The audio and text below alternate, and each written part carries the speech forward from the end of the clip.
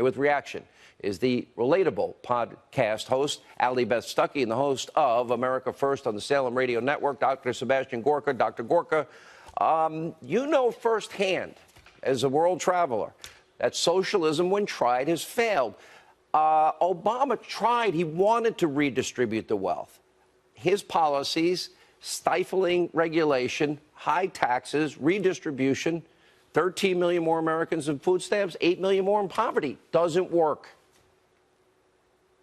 Sean, my parents crawled across a minefield to escape the kind of system that Ocasio-Cortez wishes to create in America.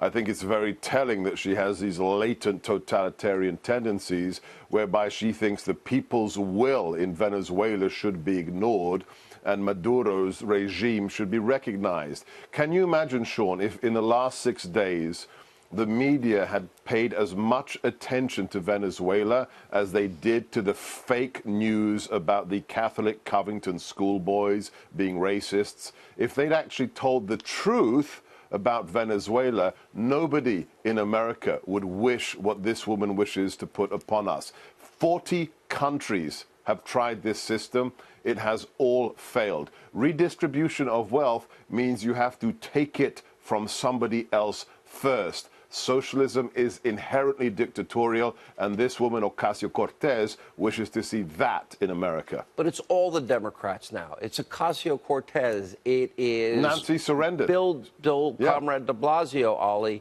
It is, every Democrat that wants to and aspires to be president, they want to take us in this direction.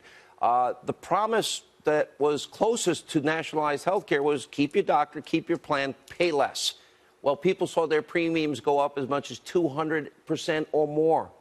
Millions lost their doctors. Millions of Americans only have one choice in many, many towns and counties in this country. Right. Well, it hasn't worked here, and it hasn't worked anywhere else, and yet we keep on seeing these recycled ideas from people like Bernie Sanders and Ocasio-Cortez.